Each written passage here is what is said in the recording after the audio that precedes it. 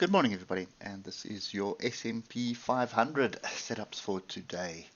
So my trade yesterday did get triggered, did get out of it though, because we really just hit the next resistance, which is here, and basically bounced. So we do have a big inside bar on the 8 hours. So you can see smallish bar, smallish bar, smallish bar, big exhaustion bar, and now we have an inside bar. Oscillators are still bearish, but they're a little bit better than what they were. When they're above the 80, it's always extremely oversold. So at the moment, they separating, hovering around in no man's land with diversions. So there's the previous low, here's the current low.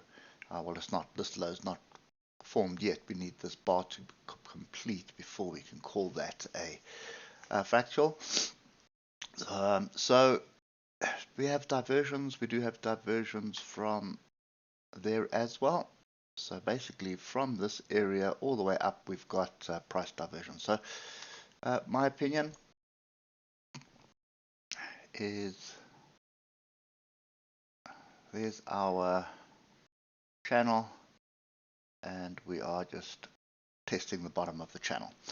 So moving through the time frames and starting off with a 3 hour as usual. Let's just extend this. We can. So the trend line has been tested to the downside. I think that's the important part. And if we just do that,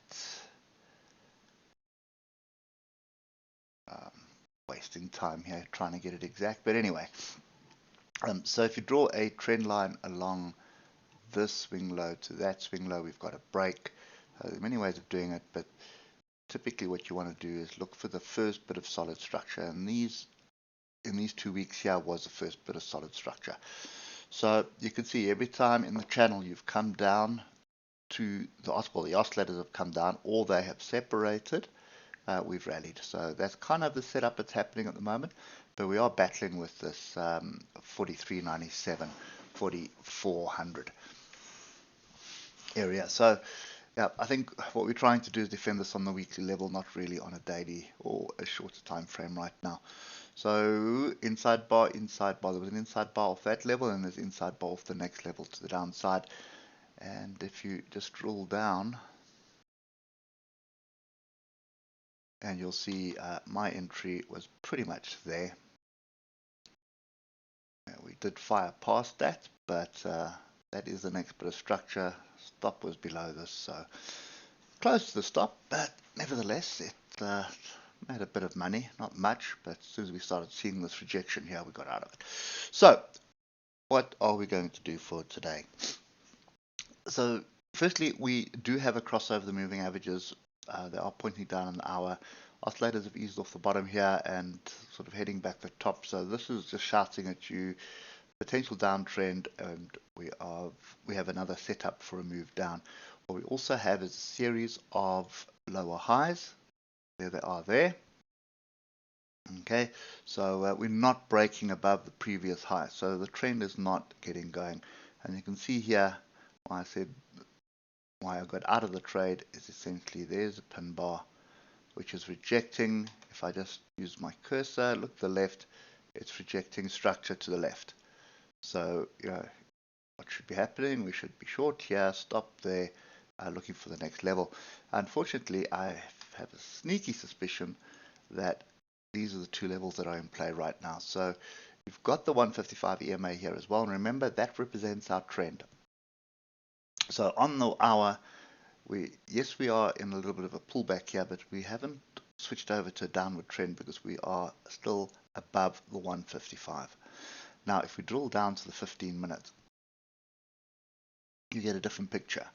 So we had the break on Monday of the 155, but it was a public holiday, so take it with a pinch of salt, but it maintained that break yesterday. But you can see how it's just above and below the moving averages, although respecting the 155. So that trend is slightly to the downside at the moment, and we are in between moving averages, so that is ranging not something you want to be trading. If you look at the oscillators now, you can see we've grouped the downside here as well. So for me today,